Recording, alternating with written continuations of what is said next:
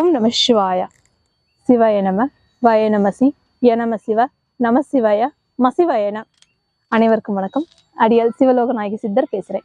இன்னைக்கு நம்ம பார்க்கக்கூடிய தலைப்பு திருமண தடை பற்றிய காரணங்கள். அதாவது ஒரு மனுஷனுக்கு திருமணம் அப்படின்றது ரொம்ப ரொம்ப முக்கியமானதுங்க. ஒருத்தர் ஜனிக்கிறதுல இருந்து மரணிக்கிறது வரை திருமணம் அப்படின்றது மறக்க முடியாத காரணம் இல்லையா? சோ அந்த திருமணம் அப்படின்றது தடைபட்டு போகுது. அது எதனால தடைபட்டு போகுது, அதை பத்தின காரணத்தை இந்த வீடியோவில் நம்ம பார்க்க போறோம். அதாவது பொதுவா இந்த ராசி நல்லா இருக்கு, அந்த ராசி நல்லா இருக்கு, இதெல்லாம் சொல்றது கோச்சார பலன்கள். அது திருமணத்திற்கு சூட்டபிள் ஆகாது. திருமணம்னு எடுத்துக்கிட்டோம் அப்படின்னா ஃபர்ஸ்ட் லக்னம் பேசிக்கா வச்சுக்கணும். ஒருத்தருக்கு, ஒரு தனிப்பட்ட மனிதருக்கு லக்னம்ன்றது உயிர், ராசின்றது உடல், லக்னம்ன்றது உயிர். நான் ஏற்கனவே சொன்ன மாதிரி லக்னம் தான் 65% பேசும், மிச்சம் 35% தான் ராசின்றது பேசும். இந்த திருமணத்தின்றது சுயமா நம்ம பார்க்கறது இல்லையா? சோ இந்த ஒருத்தருக்கு தனுசு லக்னம்னு எடுத்துக்குவோம். ஃபார் எக்ஸாம்பிள் தனுசு லக்னம். அந்த தனுசு லக்னம்க்கு லக்னாதிபதி யாரு? குரு பகவான். அந்த குரு பகவான் நீச்சமாகாம இருக்கணும். அந்த நீச்சமாகாம இருந்து அதுல இருந்து நேரா 2வது ஸ்தானத்தை பார்க்கணும். லக்னத்துல இருந்து 2வது ஸ்தானமாகிய குடும்பஸ்தானம் வலுப்பெற்று இருக்கணும். அந்த பாவ கிரகங்களாகிய கேது, ராகு, செவ்வாய், சனி இந்த மாதிரி கிரகங்கள் இருக்கக்கூடாது. அதே மாதிரி லக்னத்துல இருந்து 7வது இடமாகிய கலத்திரஸ்தானத்தை பார்க்க வேண்டும். அதாவது கலத்திரஸ்தானம் என்பது ஆண் ஜாதகமாக இருந்தால் பெண்ணையும், பெண் ஜாதகமாக இருந்தால் ஆணையும் குறிக்கக்கூடிய ஸ்தானம் கலத்திரஸ்தானம் சொல்றாங்க. அந்த கலத்திரஸ்தானம் சுத்தமா இருக்கணும். ஒருவேளை அந்த ஸ்தானத்துல ராகு, கேது, செவ்வாய், சனி இந்த மாதிரி ஏதாவது பாவ கிரகங்கள் இருந்துச்சு அப்படின்னா திருமணம் விரைவில் நடைபெறாது. அது போக 9வது ஸ்தானமாகிய பாக்கியஸ்தானமும் சுத்தமா இருக்கணும். அதே மாதிரி 12வது ஸ்தானமாகிய விரயஸ்தானத்திலையும் எந்த ஒரு பாவ கிரகங்களும் இருக்கக்கூடாது. இந்த மாதிரி இந்த 4 ஸ்தானங்கள் கரெக்டா இருந்தா மட்டும்தான் திருமணம் விரைவில் கைகூடும். அப்படி இல்லைன்னா ஏதாவது ஒரு காரணத்தால திருமணம் தடைபட்டே போகும் தவிர விரைவில் கைகூடாது. அது மட்டும் இல்லாமல் அப்படியே திருமணம் கைகூடி வந்தாலும் தவறாக மனம் முடியும் தவிர அது ரொம்ப நாள் நினைச்சு நிற்காது. ஸோ ஃபர்ஸ்ட் நம்ம லக்னத்தை எடுத்துக்கலாம். லக்னம் தனுசு லக்னம்னு சொன்னேன். அந்த லக்னாதிபதி நீச்சம் பெற்றிருக்க கூடாது. லக்னாதிபதி யாரு? தனுசு லக்னத்துக்கு அதிபதி குரு பகவான். அந்த குரு பகவான் தனுசுலேயே ஆட்சியா இருக்கலாம், இல்ல மீனத்தில் இருக்கலாம் ஆட்சியா. ஒருவேளை மகரத்தில் நீச்சமா இருந்தா சுப பலன்களை தர மாட்டார். இதே இது மற்ற கிரகங்கள் குரு பார்வை இருக்கணும். 9வது இடமாகிய பாக்கியஸ்தானத்துல இருக்கலாம், இல்லது 11வது ஸ்தானமாகிய லாபஸ்தானத்திலையும் இருக்கலாம். ஆனால் நீச்சம் பெறக்கூடாது. ராகு கேதுவின் பார்வை அதன் மேல் படக்கூடாது. அப்படி இருந்துச்சுன்னா திருமண தடை கண்டிப்பாக ஏற்படும். அதே மாதிரி லக்னத்திலிருந்து 2, 4, 7, 8, 12 இந்த ஸ்தானங்கள்ல செவ்வாய் பகவான் இருக்கக்கூடாது. அப்படி அந்த செவ்வாய் பகவான் இருந்தாலோ, அந்த செவ்வாய் பகவானுக்கு ராகு கேதுவின் பார்வை விழுந்தாலோ அது கலத்திர தோஷம்னு சொல்றாங்க. அந்த தோஷம் இருக்கிறதுனால திருமணம் தடைபட்டே போகும். அப்படி இல்லை விவாகரத்தில் போய் முடியும். இது அதே மாதிரி லக்னத்திலிருந்து 7வது இடம் ஆகிய கலத்திரஸ்தானம்ன்றது ரொம்ப முக்கியமான ஸ்தானம். இந்த திருமணத்திற்கு கலத்திரஸ்தானம் தான் மெயின். அந்த ஸ்தானத்துல ராகு கேது இருந்தால் திருமணம்ன்றது கை கூடாது. லக்னத்துல ராகு இருந்தா கலத்திரத்துல கேது இருப்பாங்க. இதே லக்னத்துல கேது இருந்தா கலத்திரத்துல ராகு இருப்பாங்க. ராகுல இருந்து கரெக்டா எண்ணி பார்த்தா 7வது ஸ்தானத்துல கேதுவும், கேதுல இருந்து கரெக்டா 7வது ஸ்தானத்துல ராகுவும் இருப்பாங்க. ராகு கேது சேர்ந்து இருக்க மாட்டாங்க. இது மட்டும் ஒரு ஃபர்ஸ்ட் பேசிக்கா நம்ம எடுத்துக்கலாம். ஆனா அது போக கலத்திர ஸ்தானத்தை போக 8வது ஸ்தானமாகிய ஆயுள் ஸ்தானத்திலும் பாவ கிரகங்கள் இருக்கக்கூடாது. 12வது ஸ்தானமாகிய விரயஸ்தானத்திலும் இருக்கக்கூடாது. 12வது ஸ்தானம்ன்றது விரயஸ்தானம். ஒரு கட்டம் வரைக்கும் இருக்கும், அதுக்கப்புறமா அது பிரிஞ்சிருவாங்க. ஸோ எத்தனை பேருக்கு டிவோர்ஸ் ஆகுது? அதெல்லாம் 12வது ராசியா இருக்கிறது தாங்க. இந்த 12வது ஸ்தானமாகிய விரயஸ்தானத்தில் பாவ கிரகங்கள் இருந்தா அந்த திருமணம் நிலைச்சு நிற்காது. ஸோ இது எதனால இந்த மாதிரி ராகு கேது தான் முக்கிய காரணங்கள். சரியா? ஸோ இந்த ராகு கேது ஃபர்ஸ்ட் ரிலீஃப் பண்ணணும். அதே மாதிரி செவ்வாய் சனி சேர்க்கை இருக்கக்கூடாது. லக்னாதிபதி 6, 8, 12 மறையக்கூடாது. இந்த மாதிரி இல்லாம கரெக்டா லக்னத்தில இருந்து 1, 5, 9 சொல்லக்கூடிய திரிகேந்திர ஸ்தானம், அந்த திரிகேந்திர ஸ்தானத்துல சுப கிரகங்கள் இருக்கணும். அப்படி இருந்தால் திருமணம் கைகூடும். அப்படி இல்லாத பட்சத்துல இந்த செவ்வாய், சனி, ராகு, கேது இந்த மாதிரி கிரகங்கள், அசுப கிரகங்களோட பார்வை நீங்கிறதுக்காக தோஷம், இது தோஷம்னு சொல்லுவாங்க. ராகு கேதுன்னு இருந்துச்சுன்னா காலசர்ப்ப தோஷம்னு சொல்லுவாங்க. செவ்வாய் பகவான பாதிப்பு இருந்தா கலத்திர தோஷம்னு சொல்லுவாங்க. சனீஸ்வர பகவான் இருந்தா அது ஆயுள் தோஷம்னு சொல்லுவாங்க. ஸோ இந்த மாதிரி ஏகப்பட்ட தோஷங்கள் இருக்குங்க. இந்த தோஷங்களை வந்து முறையா ரிலீஃப் பண்ணணும். இது முறையா அது ரிலீஃப் பண்ணா மட்டும்தான் திருமணம் கை கொடுக்கும். இல்லைன்னா எக்காரணத்துக்கு ஒண்ணு திருமணம் நிலைச்சு நிற்காது. திருமணம் கைகூடி வந்தாலும் தள்ளி போகும், இல்லைன்னா விவாகரத்தில் கொண்டு போய் முடிச்சிடும். ஸோ அதனால வந்து திருமணத்துக்கு முன்னாலேயே இந்த தோஷத்தை நிவர்த்தி பண்ணாதான் திருமணம் முறையாகவும் சரியாகவும் நடக்கும்ன்றதை நான் சொல்லிக்கிறேன்.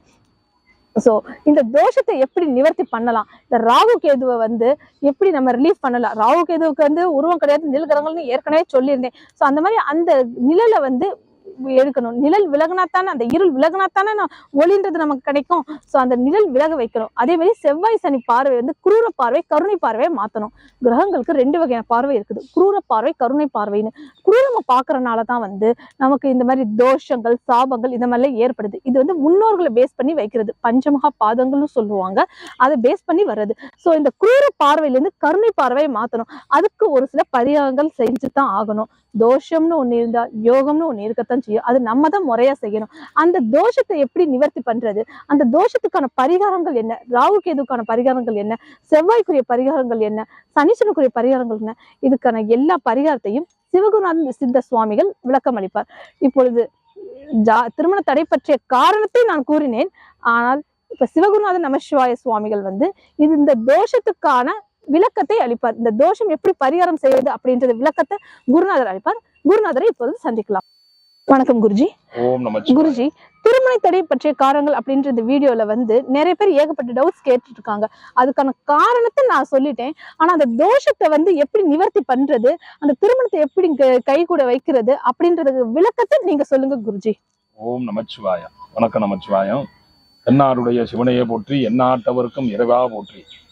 சடையாய் எனுமால் சரணி எனுமால் விடையாய் எனுமால் வருவா வலுமால் மதையார் குவளை மலரும் மருகள் உடையாய் இதகமோ உள்மொழிவே என்னும் தேவார பதிகத்தினுடைய அருக்கடாச்ச சக்தி திருமணத்திற்கான தேவார பதிகத்தினுடைய அடியை தொடங்கி ஆன்மீக பக்தர்களுக்கும் ஆன்மீக அன்பர்களுக்காகவும் தோஷ பரிகார நிவர்த்தியினுடைய விளக்கத்தை எளிமையாக சொல்ல கடமைப்பட்டிருக்கிறேன். பல ஆன்மீக பக்தர்கள் தோஷ நிவர்த்தி என்று ஒவ்வொருவரும் ஒவ்வொரு வகையாக சொல்கிறார்களே, இது உண்மைதானா, இது போலிதானா, இல்லை பொய்யா என்று பல சந்தேகங்களுடன் பல மாதிரி ஆன்மீக பக்தர்கள் கேட்கிறார்கள். கண்டிப்பாக நன்மை என்று இருந்தால் ஒரு தீமை ஒன்று உடனே நம்மை வந்து கொண்டே இருக்கும். தீமை வரும்போது தீமையே வந்து கொண்டிருக்கிறாது. அதற்கு உண்டான நன்மையையும் நமக்கு கிடைக்கும் ஆற்றலை நாம் தெய்வத்தினுடைய அனுகிரகத்தாலும் நம்மளுடைய ஒழுக்கமான நடவடிக்கையாலும் அதை நம்மால் பெற முடியும். தோஷம் என்பது பல பேர் கேட்டுக்கொண்டிருக்கிறார். தோஷம் என்றால் என்னவென்று எங்களுக்கு ஒரு சாதாரண மக்களுக்கு புரியும் அளவுக்கு சொல்ல வேண்டும் என்று பல ஆயிரக்கணக்கான ஆன்மீக பக்தர்கள் பல பல ஆன்மீகவாதிகளும் கேட்டுக்கொண்டிருக்கிறார்கள். சுருக்கமாக சொல்ல போனால் இப்பொழுது நாம் ஒரு விளக்கை ஏற்றி வைத்திருக்கிறோம். அந்த விளக்கிற்கு முன்னால் நாம் ஒரு திரையை போட்டுவிட்டால் அந்த பக்கம் உள்ள விளக்கினுடைய வெளிச்சம் நமக்கு தெரியாது. அதே போல் அந்த திரையை விளக்கினால்தான் நாம் எதிரே நின்று விளக்கை பார்க்கும் பொழுது அந்த விளக்கினுடைய வெளிச்சம் தெரியும். ஆகவே அந்த திரை என்னும் ஒரு தோஷத்தை நிவர்த்தி பண்ணும் போது நாம் ஒரு எரியக்கூடிய தெய்வத்தின் ஆற்றலை விளக்கினுடைய சக்தியை, அந்த ஒளியினுடைய சக்தியை நாம் காண முடிகிறது. அதுபோல் இப்பொழுது மழை வருகிறது. நாம் நினையாமல் நம் உடம்பு நினையாமல் வீடு போய் சேர வேண்டும். அதற்கு என்ன செய்வது? ஒரு குடையை பிடிக்கிறோம். குடையை பிடித்து கொண்டு நாம் நினையாமல் வீடு போய் நல்லபடியான முறையில சேர்ந்து விடுகிறோம். அதே போல் குடையை பிடித்தால் நாம் மலையில இணையாமல் செல்வது போல் இந்த தோஷத்தை நிவர்த்தி செய்தால் நம் வாழ்க்கையில் எந்த ஒரு மனக்கசப்பும் இல்லாமல் நம்முடைய வாழ்க்கை நல்லபடியான முறையிலே ஒரு ஆன்மீகமான முறையிலே ஒரு வலிமையான முறையிலே செல்லும் என்பது தத்துவம். அதே போல் ஒரு எலக்ட்ரிக் வேலை செய்பவர் ஒரு எலக்ட்ரிக் வேலை செய்து கொண்டிருக்கிறார். கரண்டிலே வேலை செய்யும் பொழுது அவர் கையிலே கையுறை அணிந்து கொள்கிறார். கையுறை அணிந்து கொள்ளும் பொழுது அது எலக்ட்ரிக் ஷாக் அடித்தாலும் நமக்கு அதை வேலை செய்வதற்கு அந்த பாதிப்பு ஏற்படுவதில்லை. அதுபோன்று நாம் எப்படி எலக்ட்ரிக் வேலை செய்பவர் அந்த கரண்டினுடைய ஆபத்திலிருந்து தப்பிப்பதற்கு கையுறை அணிந்து வேலை செய்கிறாரோ, அதுபோல் நாம் செய்யக்கூடிய தோஷ பரிகார நிவர்த்தி என்பது நமக்கு வரும் அந்த ஆபத்தை அந்த பிரச்சனைகளிலிருந்து நம்மை காத்து நம்மளை வழிமாற்றத்தை செய்து ஒரு அருக்கடாச்ச வழியிலே நம்மளை கொண்டு செலுத்தும். ஆகவே தோஷ நிவர்த்தி என்பது மக்கள் அனைவருக்கும் எளிமையானவருக்கும் புரியும்படி சிறிய விளக்கங்களை நான் சொல்லி இருக்கிறேன். மற்றபடி ஜாதக ரீதியாக தோஷம் என்பது என்னுடைய அடியனுடைய சீடர் சர்க்குரு நாயகி சிவலோக நாயகி சாமிகள் சொன்னது போல் ஒவ்வொரு தோஷமும் கண்டிப்பாக ஜாதக ரீதியாக முறையாக ஜாதகம் சரியான முறை எழுதி அதை நாம் தேவப்பிரசன்னம் போடும்போது அதை கணிக்கும் போது அனைத்து தோஷ பிரச்சனைகளும் அதில் உள்ள நன்மை தீமை தெரிந்துவிடும்.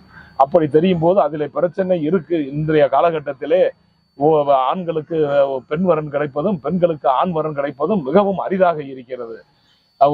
ஆணுக்கு ஒரு தகுதி இருந்தும் 40 வயது 35 வயது 50 வயது கூட திருமணம் செய்யாமல் பெண் அதற்கு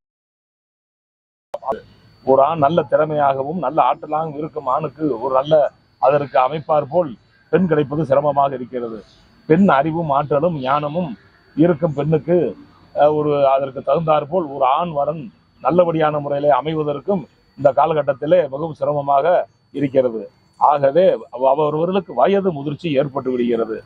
எனவே இந்த காலகட்டத்திலே அதனுடைய ஜாதகத்தை நல்லபடியான முறையிலே சித்தருடைய அருள்வாக்கால் நல்லபடியான முறையிலே கணித்து சித்தருடைய அருள்வாக்கால் நல்லபடியான முறையிலே கணித்து அதில் என்ன குறைகள் இருக்கிறது, என்ன நிறைகள் இருக்கிறது, ஏன் இந்த தடைபடுகிறது, என்ன காரணம் என்பதை தீர்க்கமாக என் அரியனுடைய குருநாதன் திரு அண்ணாமலையார் அருட்கடாட்சத்தால் அதை ஆராய்ந்து அந்த தோஷ நிவர்த்திகளை சரிவர செய்து கொண்டு இன்று நூற்றுக்கணக்கானவர்கள் வயதாகியும் திருமணம் ஆகாதவருக்கு நல்லபடியான முறையிலே வாக்கு சக்தியுடன் நல்லபடியான முறையிலே அந்த பரிகாரத்தை நிவர்த்தி செய்து இன்று திருமணம் அடைந்து அவரவர்கள் இன்று திருமணமாகி நல்லபடியான முறை குழந்தைகளெல்லாம் பெற்று நல்லபடியான முறையிலே ஒரு சந்தோஷமான வாழ்க்கையிலே இன்று இருந்து கொண்டிருக்கிறார்கள்.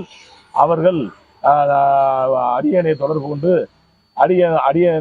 அரியனுக்கு வாழ்த்துக்களையும் மனதார தெரிவித்துக் கொண்டிருக்கிறார்கள். இந்த தோஷத்தை நிவர்த்தி செய்வது என்னவென்றால் வரலாற்றிலே அருணகிரிநாதர் சுவாமிகள் சொன்னது போல்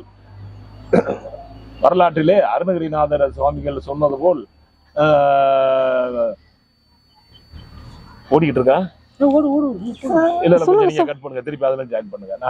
நீங்க எங்கிட்ட வந்தோன்னு நான் ஸ்டக் ஆயிட்டேன். நீங்க நின்னாதே நீங்க சார் வந்தீங்க ஸ்டக் ஆனதெல்லாம் எடிட் பண்ணிருக்கேன். அதான் ஒரு பார்த்து இந்த கலியுக காலத்திலே நம்மளுடைய முன்னாள் கலியுக காலத்தில் வாழ்ந்த மகான் அருணகிரிநாத சுவாமிகள் சொன்னது போல் என் செயலாவது யாதொன்றும் இல்லை தெய்வமே இனி உன் செயலே இனி உணரப்பெற்றேன். இந்த ஊனெடுத்த பின் செய்த தீவினை யாதொன்றும் இல்லை, பிறப்பதற்கு முன் செய்த தீவினையோ இங்கனே வந்து மூண்டதுவே என்பது போல் இப்பொழுது யாரும் செய்த பாவமும் நன்மை தீமைக்கு ஏற்ப நமக்கு பலன்களோ நன்மை தீமையோ கண்டிப்பாக அமைவதில்லை. நாம் செய்த முற்புறவினுடைய நமது முன்னோர்களுடைய நன்மை தீமைகளுக்கு ஏற்படுத்துறவாறு அந்தந்த பரம்பரையுடைய வம்சங்களிலே திருமண தடை, குழந்தை பாக்கியம் இல்லாமை, அதாவது நோய்வாய்ப்படுதல், ஆயுள் பலன் குறைவு, இந்த மாதிரி பல கஷ்டங்கள் நமக்கு ஏற்படுகிறது. அதை அவரவர்களுக்கு ஜாதகத்தின் மூலம் நல்லபடியான முறையிலே தெய்வத்தினுடைய திரு அண்ணாமலையானுடைய அரியனுடைய குருநாதர் போகர் சித்தருடைய இடைக்காடல் சித்தர் ஸ்ரீ பாம்பாட்டி சித்தருடைய அருக்கடகத்தால் தேவப்பிரசன்னம் மூலம் அறிந்து சரியான முறையிலே அதற்கு உண்டான பரிகார பலனை அடியேன் இதுவரை 20 வருடங்களாக இந்த பெரும் சிவத்தொண்டை நல்லபடியான முறையிலே என் குருநாதர் வாக்கின்படி அடியேன் செய்து கொண்டு இன்று நூற்றுக்கணக்கானவர்கள் வயதாயும் இருந்தவர்கள் இன்று திருமணமாகி நல்லபடியான முறையில் குடும்பம் அமைந்து நல்லபடியான வாழ்க்கை வாழ்ந்து இன்று சந்தோஷமாக இருக்கிறார்கள். ஆகவே ஜாதகத்தில் உள்ள தோஷம் என்பது கண்டிப்பாக அதில் வாழ்க்கையின் தத்துவத்திற்கு உகந்ததே. அதை நல்லபடியான முறையிலே தெரிந்து கொண்டு அதன் உண்டான பிரச்சனைகளை தீர்த்து நமக்கு பிரச்சனைகளை தீர்க்கும் பொழுது அதை நிவர்த்தி செய்யும் பொழுது நமக்கு ஒரு நல்லபடியான முறை பாதை கிடைக்கிறது. நமக்கு உண்டான பெண் எங்கே இருக்கிறான் என்பதும் நமக்கு தெரிய வருகிறது.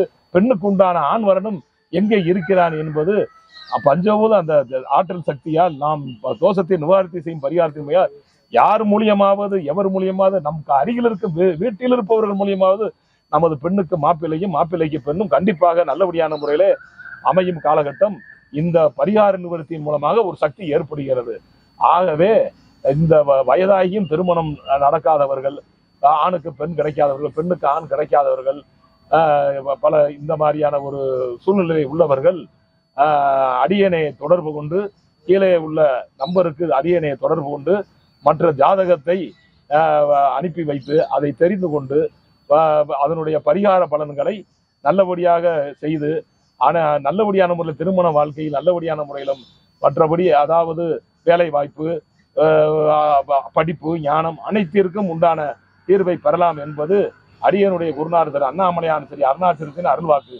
என் குருநாதன் சரி போகர் சித்தர் சரி இறைக்காட சித்தர் சரி பாம்பாட்டி சித்தர் அருக்கடாச்சத்தால் மக்கள் அனைவருக்கும் நல்லபடியான முறையிலே ஆன்மீக தொண்டு செய்வதே இந்த சிவகுருநாத சித்தருடைய கடையாய கடமையும் அன்னதான தொண்டு செய்வதையே 25 வருடங்களாக லட்சியமாகவும் நான் அடியேன் கொண்டிருக்கிறேன்.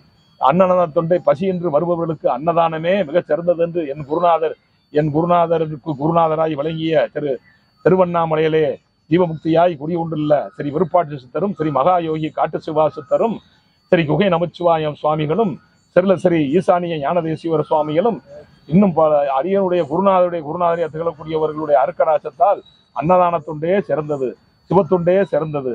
பக்தி பெருகட்டும், அமைதி பெருகட்டும், உழைப்பு பெருகட்டும் என்று குருநாதர் சொன்னது போல் மக்கள் அனைவரும் நோய் நொடி இல்லாமல் இந்த தேசத்திற்கான நன்மைகளை செய்தும் தன் குடும்பத்திற்கான நன்மைகளுக்காக உழைத்தும் நல்லபடியான முறையிலே அவரவர் திறமைக்கு என்ன இருக்கிறதோ அந்த அடிப்படையிலேயே நல்லபடியான முறையிலே இருந்து சிறந்து விளங்கி ஆன்மீக பக்தியுடன் குடும்ப வாழ்க்கையிலே சிறப்பாக இருக்க வேண்டும் என்பதே சித்தர் சிவகுருநாதரினுடைய நமச்சிவாய சுவாமியினுடைய தலையாய கடமை. அதை 25 வருடங்களாக மிகவும் பக்தியோடும் மிகவும் என் குருநாதருடைய அருள்வாக்கோடும் செய்து கொண்டிருக்கிறேன். ஓம் நமச்சிவாயா. திருச்சிற்றம்பலம், திருநீலகண்டம், தில்லை சிதம்பரம். ஓம் நமச்சிவாயா. இந்த நேர்களே, இன்னைக்கு குருநாதர் கொடுத்த விளக்கம் அனைவருக்கும் பயனுள்ளதா இருக்கும்னு நாங்க எல்லாரும் நம்புறோம். இதை பத்தி வேற ஏதாவது விளக்கம் தேவைப்பட்டுச்சு அப்படின்னா ஸ்கிரீன்ல தெரியல இந்த நம்பருக்கு கால் பண்ணீங்கன்னா உங்களுக்கு தேவையான விளக்கத்தை பெற்றுக்கொள்ளலாம். குருநாதர் இந்த மாதிரி ஏகப்பட்ட பரிகாரம் செஞ்சு எல்லாருக்கும் நல்ல வரன் கழித்து மன வாழ்க்கை நல்லவராக அமைவதற்கு வல்லவர் என்பதை தெரிவித்துக் கொள்கிறேன். வேற ஏதாவது டீடைல்ஸ் தேவைப்பட்டுச்சு அப்படின்னா ஸ்கிரீன்ல தெரிய நம்பருக்கு கால் பண்ணுங்க, தேவையான விளக்கத்தை பெற்றுக்கொள்ளலாம். இப்படிக்கு சிவலோக நாயகி சித்தர். ஓம் நம சிவாய. சிவாய நம. ஓம்.